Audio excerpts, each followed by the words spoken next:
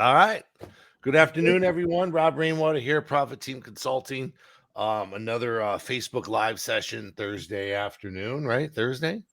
What do we got? Oh, St. Patrick's Day. You should play some little Irish jig thing there. Ooh, it is a St. Patrick's Day, and I've got some Guinness in the fridge downstairs. We should have thought about this ahead of time. But. Pleasure for me today to have the new director of Team PRP, Jarret Hann. Today we got to meet each other in person for the first time last week in Columbus, beautiful Columbus, Ohio, last weekend for the Midwest Runner Conference. But it's a pleasure to have you on, Jarret. Thanks, Rob. It's good to meet you in person there, and put a face and frame to the voice that I've been listening to for the last number of months. But no, that was good. I thought you were going to go with like we just got to play Freebird from Tommy Stern, just by the way. So we'll get to that. No Freebird, no Stairway, just like a music store. I thought you were going to make a Lee Warman fat joke about my frame or something. That's where you. Hey, man, I'm just. Yeah, I won't do that to you. You know, that's. I appreciate that. No, but Columbus was a lot of fun. They did a good job, I must say. I rolled in on Thursday and rolled out Friday night just because I had to get home to see my wife off to the airport on Saturday. But they did a great job. Carl and Jim and all the staff there, they really put on a good show. So. Yep, it was a pleasure to be there. So I guess, where I kind of want to start, Jarret, is, you're new to the industry, right? You're not an industry guy. Tell us a little bit about, who you are, where you're from, what you used to do, that kind of just who is Jarret? Who is Jarret? Jarret besides the Subway guy. Not that guy. I used to be able to use that as my introduction when people were wondering about my name. And I used to say Jarret, like the guy from Subway, but then he's in prison. Bad idea. He's in prison for some terrible, terrible crimes, and so I'm no longer able to use that as an introduction. Yeah. But anyways, I'm from Canada. A lot of people hear it in my accent. I'm from Newfoundland, Canada, which is as close to Ireland as you can be in North America, island off the east coast of North America. And I grew up there. When I was 15 or 16, I ended up taking a hockey scholarship and moved to New England to play Division I hockey there for a couple of years. And that was sort of how I got a taste living in the States. I moved back to Canada for 10 years and went to business school and then to law school, then practiced as an attorney for a number of years, and eventually reconnected with a girl I met in high school in New England, and we got married. She moved up to Canada with me for a while, and then we wanted warmer weather, and so we ended up about 11 years ago moving back to the States, and we settled in Williamsburg, Virginia, and we're really glad we made the choice we did. We love it here in Virginia, and so that's a little bit about who I am. Practiced as an attorney for 10 years, and I've worked a lot with boards of directors and with businesses, and so I've got outside of automotive, I've got a lot of business experience working with boards and things. So, okay. And then, so how'd you get to there? How'd you get to PRP? Well, I first heard about PRP probably 8 or 9 years ago. A friend of mine who has been a president of the board, Matt Lacey Auto Parts, 82 years, Charles City, Virginia. He and I have known each other for about 8 years, just as friends. And so I was always asking questions about the industry. I'm a bit of a car nut myself, always have been, and sort of have had an interest. And I also started just about 4 years ago, another friend of mine who owns a number of different independent auto repair shops.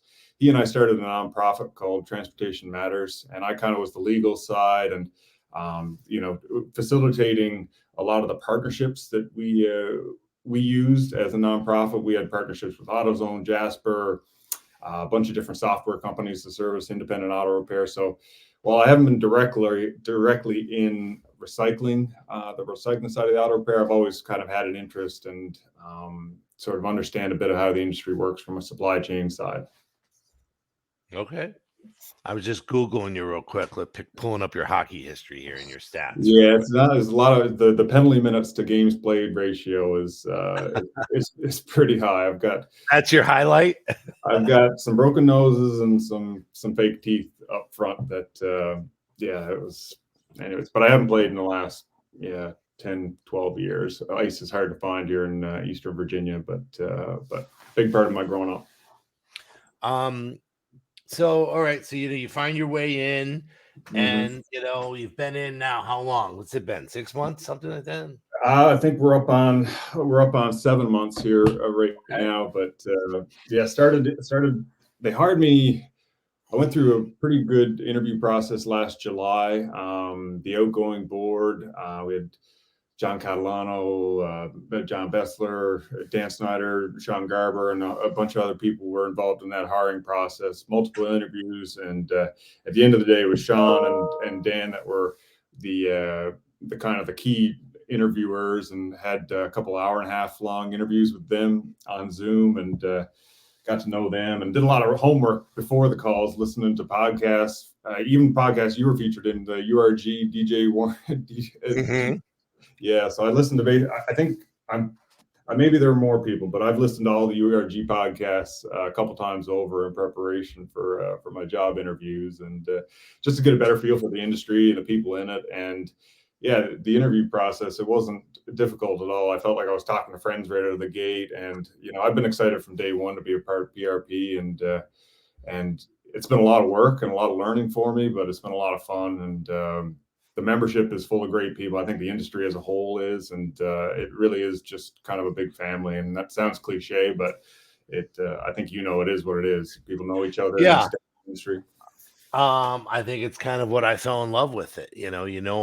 Myself and Lee and Mike were kind of lifers in it. We know all these people that you're speaking of, I've known for 15, 20, 30 years, some of them. Mm-hmm. We've kind of grown up together, right? We started as kind of young adults and matured into kids and grandkids now, and some of those things. So you're right. When we get together at some of these functions, be it URG or a PRP conference or ARA or whatever it may be, it's like seeing all your old buddies, your old cousins, or your old family. And Yeah.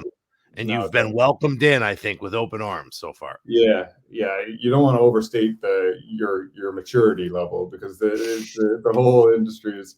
No, I got a great sense of humor, and yeah, it's a lot of handshakes and hugs when we're getting together at these conferences. And yeah, no, I felt welcomed in right from day one. People have been calling me, and I was on the phone with Marty Myers last night for an hour, just shooting the breeze. 9:30 at night, and it is. It's a group of friends and people that are doing well. The industry's doing well, and are excited to see where it can go next, because there's still a lot of opportunity to make improvements, and that's what we are working on a regular basis. So I mean, again, short 6, 7 months, right? First month is just kind of getting your feet on the ground. But what have you kind of been able to accomplish in a short 6 months? Well, anything that I could qualify as my accomplishments, certainly with the help of the board of directors. We've got 7 people on our board. Dan Snyder's the president, Rachel Ellers, Jim McKinney, Patrick McKinney, no relation, Marty Myers, Richard Smith, Nick Roberts, and I think I've got everybody listed there. But they've been, the role of any board of directors is to provide guidance to the CEO or executive director, whatever the situation is, and they've been tremendous at that. Jim, with his ability to tap into what's going on the runner across the country, and the data. Rachel's got her hands in Smart Cycle, so we really can make good decisions based upon the business case for maybe change, because we've got the people in the room, and as well as all the experience that people like Dan bring, and he's a big part of the reason PRP is where it is today. So some of the biggest accomplishment out of the gate, and as I say, it's not mine. It's the board was heavily involved in this, and they were the decision makers in it, was to open up the trailer to non-PRP freight before September at our annual conference. Before this vote was made, as you probably know, it was you had to be a Team PRP member to ship on our transportation network. If you sold to a Phoenix or an ASOP, that door was closed, and the board just looked at the landscape and what the likelihood of change was with consolidators and the money that's out there in private equity, and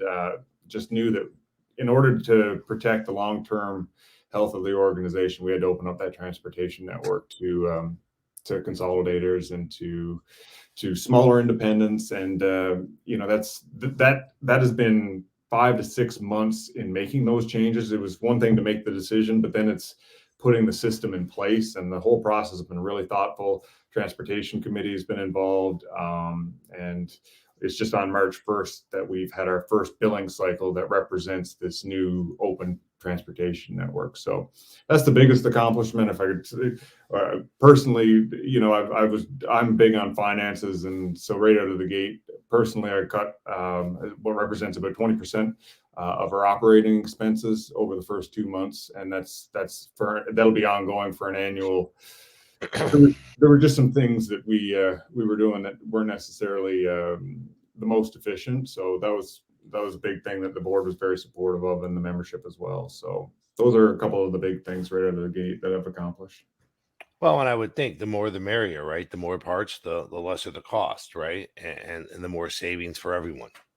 Yeah, it's just economies of scale, and I'm not a professional logistician or anything like that, but it is just about, you got density of the trailer and you got the distance it's traveling. So the more we can get on there in the most efficient way, and that goes to operational sameness and standardizing pallets and doing things better from that aspect, reducing overloads and reducing returns. All those things translate into lower effective parcel rates for our members and people shipping on our transportation network. So where do you see it going? I mean, what's in your future? What are you working on? Where's the future? What's the secrets you can tell us that you're getting ready to do?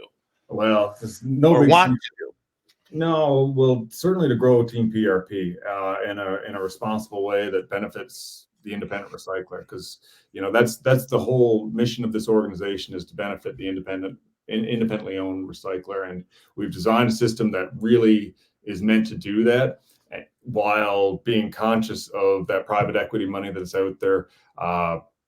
It's okay to announce, and I'm not sure if you know this, we didn't talk about it before the call, but ASOP just bought another facility yesterday, Liberty Auto Salvage in Evansville, Indiana, which they are a team. I did not know that, so we just heard it here.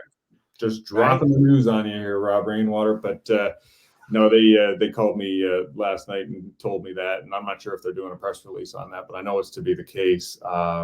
Liberty in Evansville, Indiana, and I know Mark well. Yeah, well, maybe he's due for a thumbs up emoji or something like that. Absolutely. And again, I've dealt with him, I've helped him, I've consulted for him, and congratulations to him, because he's been in it, he's grinded it for a long time. And I think he needs to, if he's going to move on a little bit and enjoy, the latter years. This is a long grind for people. And exactly that. And then not everybody has, succession plans in place for their businesses. And right now, what do I see? I think it's what everybody sees. There's a lot of money out there. It's a great time to be in the recycling industry, whether you're a salesperson or, you're an employee of one, or you're an owner. This is probably as good as it gets. Hopefully it'll continue. And, our members are always looking for ways to guard against, sitting on their laurels and things like that. But I think the reality is that there's going to be more consolidation within the industry. Obviously, we had Midway, and Knox was a huge announcement 2 weeks ago, and congratulations to all those people involved. I talked to Ryan Falco and Tom Denton pretty regularly since that. But it goes back to for Team PRP and our transportation network being more open now. As I said before September, if that sort of thing had to happen, the door would have been closed. And people in the industry know how big a player the Midways and the Knoxes are, Wayne's, Weavers before them. And so we want independent recyclers to stay independently owned, and we're going to continue to design a system that benefits them primarily. But I think we have to be embracive of the realities that, like I say, some people want to kick their feet up and don't have somebody to pass the business on to, and are looking for an exit. So I think we just had to be acknowledging that reality. And I have to say congratulations to those people, right? And I guess that at first, again, you weren't around, Jarret, when the Phoenix thing started, and there was a lot of animosity that was running around, and I was one of those people, and it was mostly the Northeast. And I could say at first it was a little shocking, but after the time being, you have to understand this is just like you said. This is how things are going to go. This is the evolution. Everyone wants an exit strategy. We're independently owned and operated companies, and we can sell those companies and do what we want. To me, and I had mentioned this to you, is Greg Wilcox, Tom Denton, Ryan Falco, Greg Peck, some of these people that were at the Midways and the Knoxes have been on boards, ARA, URG, PRP boards. They've helped this industry. So to me, I want to be able to say, how can these people still be a part with us as just recyclers, right? We don't, we have our PRPs and we have this, but I still want to be involved. These people help the industry. Yeah. And I think you staying close to them is going to allow, these people that care about recycling and recyclers. Yeah, no, and I'm that sort of person. And like you're saying, I completely agree with. To shut them on, shut the door on people like that is shutting the door on a lot they've contributed, and that they can continue to contribute to the industry, because people like the ones you mentioned are real thoughtful people that are leaders, and are invested in not only their own business but seeing other people succeed and teaching, and so they really embody the PRP values, always have, and we'll continue to do so. So like I say, it's better to keep doors open than slam them shut, I think. And as far as recruitment, like you're out there, you're trying to find other people, other yards. What opportunities do people have if someone's interested in becoming a PRP member, or how it works? I know you've had a couple M&M, and you've had some other people that have come on recently. How does that work for someone? Who do they reach to? And they want to know, is it you? Is it Ray? Where do they go? Well, certainly, I should have had my email and my phone number here in my name label, but yeah, certainly myself, JHANN@teamprp.com. Probably share it in the comments or something like that, or Ray Coker. People are pretty familiar with Ray, but yeah, the goal is the board's goal and my goal is centered around three things. It's really to optimize the transportation network that I keep talking about, improve communication within the organization, and hired a part-time director of marketing communications who's really helped with that, and get some of the good works that PRP is doing. We raised over $100,000 for a young woman who was affected by tornadoes in Kentucky just before Christmas, and publicizing that stuff and doing more press releases announcing the new facilities that we're adding to the network, because we've added 9 new facilities since December to our transportation network.